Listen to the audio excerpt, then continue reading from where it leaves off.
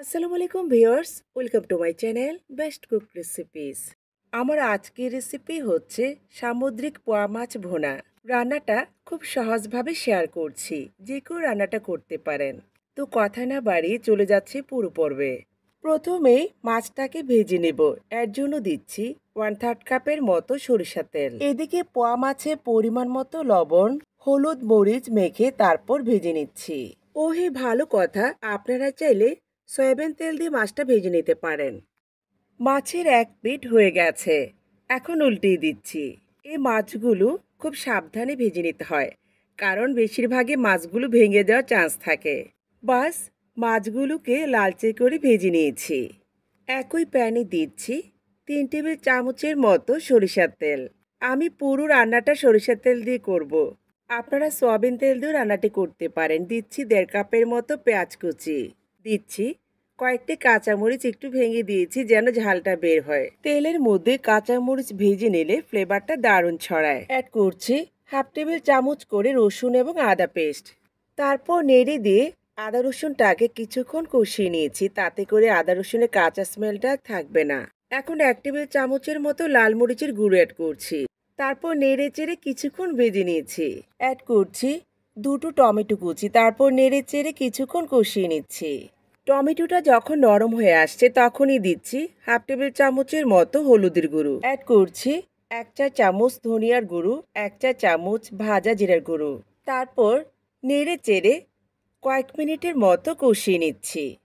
কষানোটা ভালো হলে খাবারের টেস্টটা বহুগুণে বেড়ে যায়, যেটা আমি সবসময় বলে থাকি। অ্যাড করছি 1/3 কাপের মতো পানি।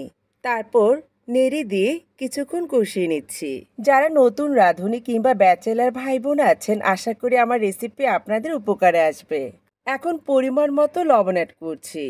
সেহরিতে অনায়াসে আপনারা এই রান্নাটি করতে পারেন।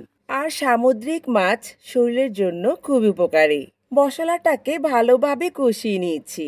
এখন অ্যাড করছি আগে থেকে ভেজে নেওয়া পোয়া মাছ। তারপর আলতো করে নেড়ে দিচ্ছি। খেয়াল রাখতে হবে মাছটা যেন কোনোভাবে ভেঙে না যায়। অ্যাড করছি 1 ফালি পাতিলেবুর রস। এই লেবুটা দেওয়ার কারণে খাবারের টেস্টটা বহুগুণে বেড়ে যাবে। মাছটাকে কষিয়ে নিয়ে অ্যাড করছি 1.5 কাপের মতো পানি। তারপর আলতো করে নেড়ে দিচ্ছি। অপেক্ষা করব বলক আসা পর্যন্ত। আমার রেসিপি যারা ইউটিউব থেকে দেখছেন, চ্যানেল সাবস্ক্রাইব করে পাশে থাকবেন। আর যারা পেজ থেকে দেখছেন, পেজটিকে ফলো দিয়ে পাশে থাকবেন। ভালো লাগলে সবার মাঝে ছড়িয়ে দিবেন। এখন সামান্য লবণ অ্যাড করেছি, কারণ লবণটা একটু কম হয়েছে। এবার 1 চা চামচ চিনি অ্যাড করছি। খাবারের টেস্টটাকে বহুগুণে বাড়ানোর জন্য অ্যাড করছি 1/4 চা চামচের মতো ভাজা জিরার গুঁড়ো। এবার আলতো করে নেড়ে দিচ্ছি। মাছ ভুনা থেকে দারুণ একটা স্মেল বের হয়েছে। এখন 1 থেকে 2 মিনিটের মতো জাল করে নিব। গ্রেভির ঘনত্বটা ঠিক এরকমই হবে। নামানোর পর দেখা যাবে আরেকটু ঘন হয়ে গেছে। ফ্লেভারের জন্য দিচ্ছি আস্ত কয়েকটা কাঁচামরিচ। চুলোর আঁচটাকে একেবারে কমিয়ে দিয়েছি। 1 মিনিটের মতো জাল করে চুলোটাকে বন্ধ করে দেব। অলমোস্ট আমার রান্নাটা হয়ে গেছে।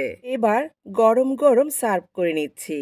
দেখলেন তো কত সহজে তৈরি করে দেখালাম সামুদ্রিক পোয়া মাছ ভুনা। এই পোয়া মাছ ভুনা গরম গরম ভাতের সাথে খেতে দারুণ লাগে। তো কথা আর বাড়াবো না, এবার বিদায় নিচ্ছি। সবাই ভালো থাকবেন, সুস্থ থাকবেন। আল্লাহ হাফেজ।